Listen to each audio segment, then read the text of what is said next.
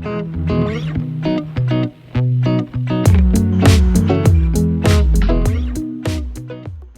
Everyone. इस video में हम लोग देख रहे हैं सब्जेक्ट इरिगेशन इंजीनियरिंग। टॉपिक हमारा कंटिन्यू था।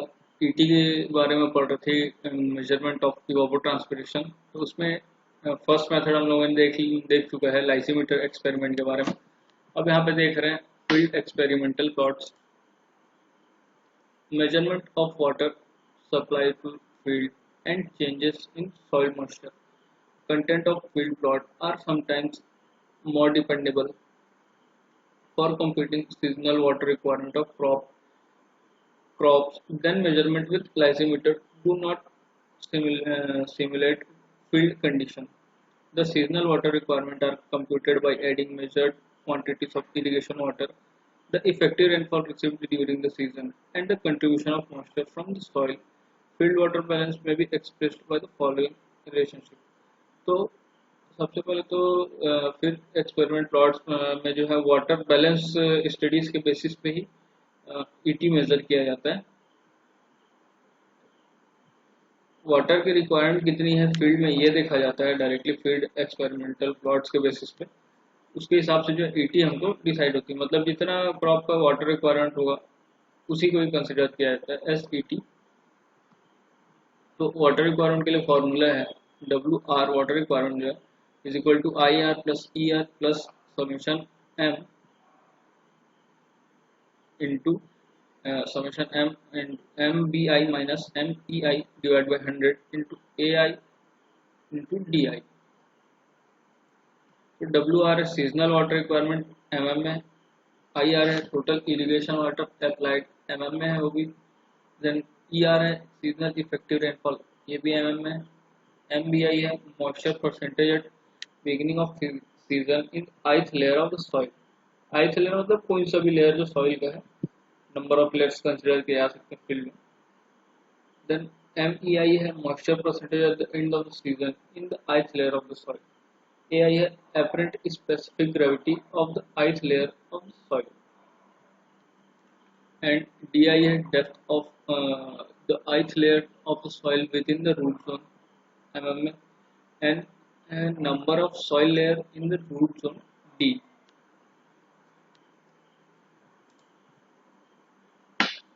The method requires that the amount of water applied to field is measured accurately. This method, though satisfactory for computing seasonal water requirement, does not provide information on intermediate soil moisture condition, short-term use, profile use, deep percolation loss, peak rate loss by the water flow. तो ये जो term है यहाँ पे लिखा हुआ है वो हो गया इस मेथड के जो लिमिटेशन, मतलब इस मेथड में क्या क्या चीज़ें जो है इंक्लूडेड नहीं है। तो deep percolation loss, peak use rate of water and intermediate soil moisture condition, short term use, profile use, ये सारी चीज़ें जो है इंक्लूडेड नहीं है इस मेथड में। तो ये ज़्यादा एक्यूरेट मेजरमेंट नहीं देता है। इसमें फील्ड एक्सपेरिमेंटल प्लॉट्स में डायरेक्टली जो है water requirement of the crop वो मेजर किया जाता है और उसी को भी कंसिडर किया जाता है S ET.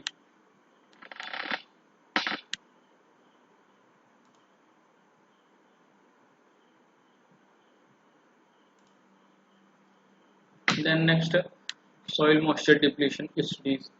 The soil moisture depletion method is usually employed to determine the consumptive use of irrigated field crop grown on fairly uniform soil when the depth to the ground is such that it will not influence the soil moisture fluctuation within the root zone.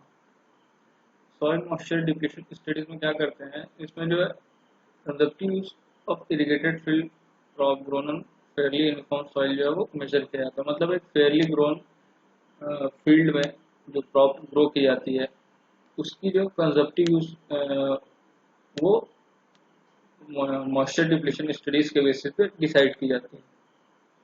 मतलब time के basis पे field से जो moisture है वो किस rate में deplete हो रहा है।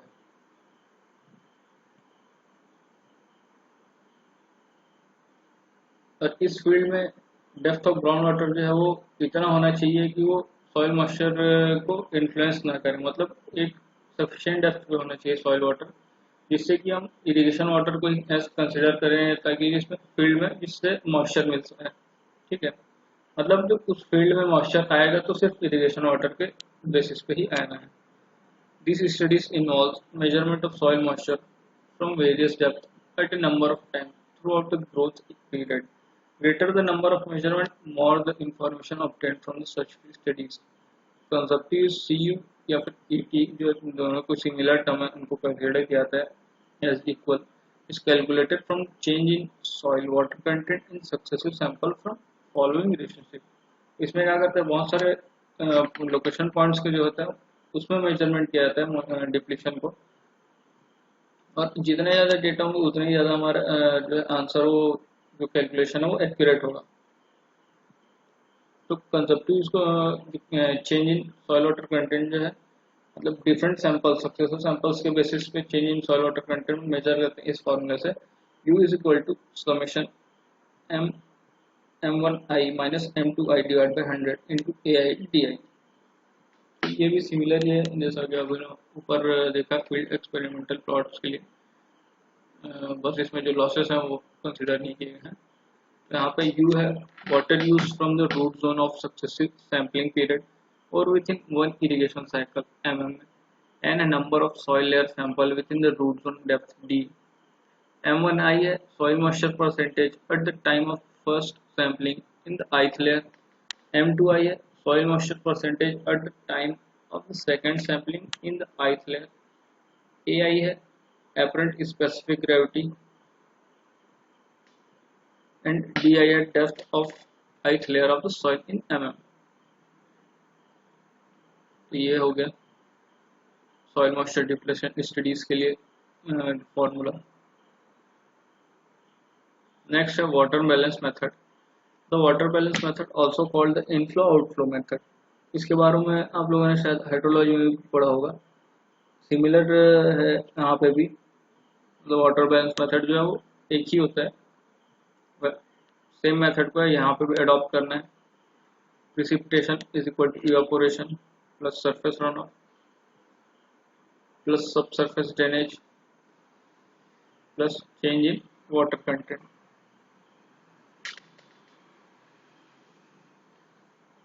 अब यहाँ पे दिए हुए हैं कुछ यूनिट्स जो है इवापोरेशन के लिए, metre cube per hectare per day, litre पर second per hectare.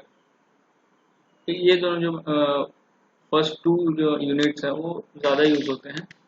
SI unit जो है वो मिलीमीटर पर डे, ये भी यूज किया जाता है एसआई यूनिट। देन एक चीज यहाँ पे और देख लेते हैं, ETC evapotranspiration of specific crop mm per day को कैलकुलेट करने के लिए फॉर्मूला है यहाँ पे। ETC is equal to KC ETO। ET जो है वो evapotranspiration of specific crop, KC है क्रॉप कोफिशिएंट डायमेंशनलेस होता है, ETO है potential evapotranspiration of reference crop mm per day में। तो ये फॉर्मूला हमको मेमोराइज करना है, यूजफुल हो सकता है आगे न्यूमेरिकल्स के लिए या फिर एग्जाम में भी आ सकता है। तो ये हो गया the influence of various weather factor are incorporated in ETC estimated। Thus ETC is an index of climate demand। Crop coefficient KC is influenced mainly by specific characteristics of the crop including its stage of growth। ठीक, to a limited extent KC is also influenced by the climate।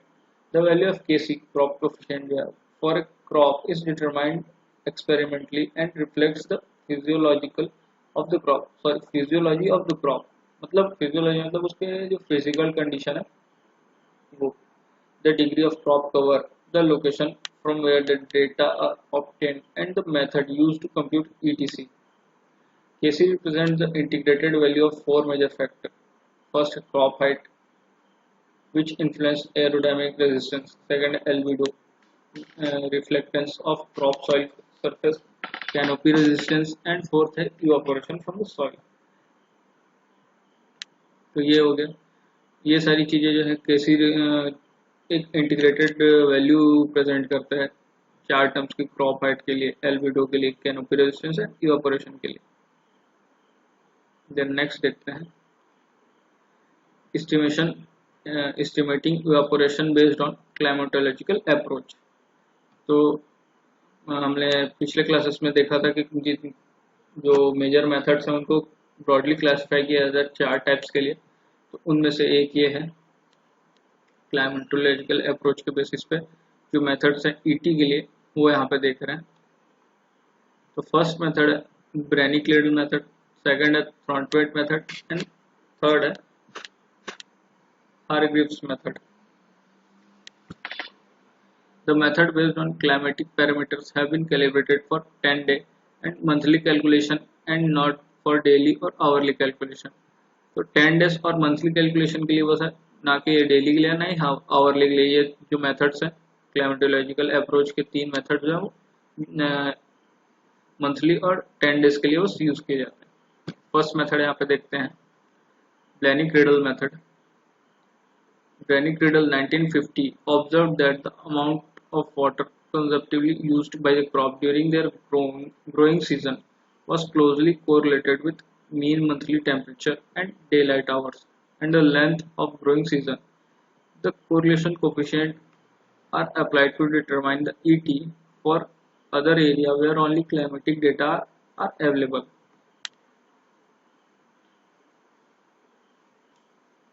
तो जो ब्लेनी and क्रीडल दो scientist 1950 के जो उन्होंने observe किया कि amount of water consumptively used by the crop, जो amount of water consumptively use हो रहा है मतलब क्रॉप के ग्रोथ पीरियड में जो यूज हो रहा है वो क्लोजली रिलेटेड होता है, कोरिलेटेड होता है mean monthly temperature and day light hour and the day length of growing season से। ये 3 पैरामीटर से क्लोजली रिलेटेड होता है। Mean monthly temperature, day light hour मतलब एक दिन में उसको डे लाइट जो सनलाइट वो कितने घंटे मिल रही है, और लेंथ ऑफ ग्रोइंग सीजन मतलब कितने पीरियड का वो क्रॉप है, कितने डेज का वो क्रॉप है जिसमें वो कम्प्लीटली ग्रो करता है।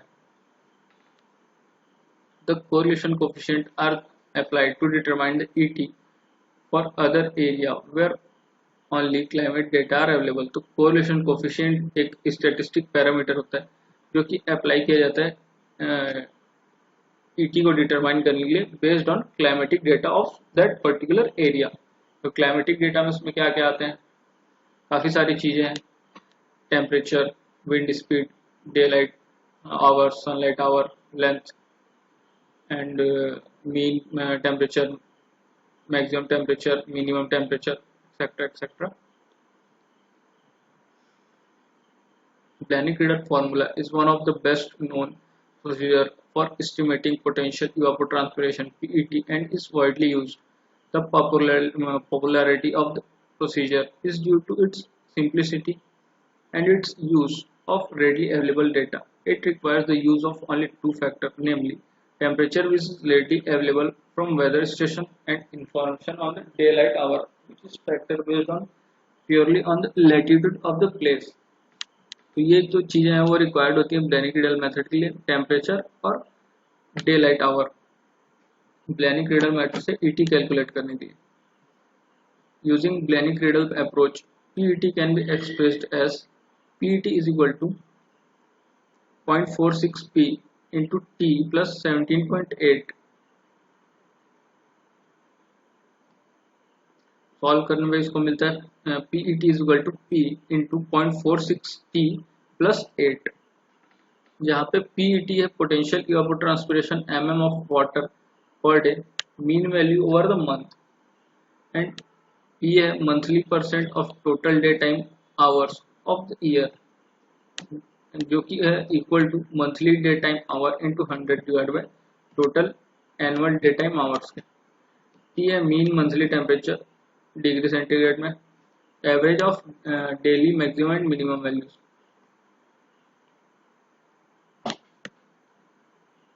पीईटी के लिए एक और फॉर्मूला दिया जाता है इंग्लिश यूनिट्स में, PET is equal to TP by 100। यहाँ पे पी है mean daily percentage of maximum possible annual day light hour and T है मंथली मीन टेम्परेचर। तो ये हो गया। Then the seasonal consumptive use of a crop can be determined by the following relationship: U is equal to kf is equal to summation small kf is equal to summation U, जहाँ पे U capital U जो है वो seasonal consumptive use of water by the crop for a given period mm per inches में, U है monthly consumptive use, K empirical seasonal consumptive use coefficient for growing season, F है sum of monthly consumptive use factor, small K है empirical consumptive use crop coefficient for month U divide by F, and F है value of monthly PET in mm. तो ये हो गया ब्लैनी-क्रेडल method.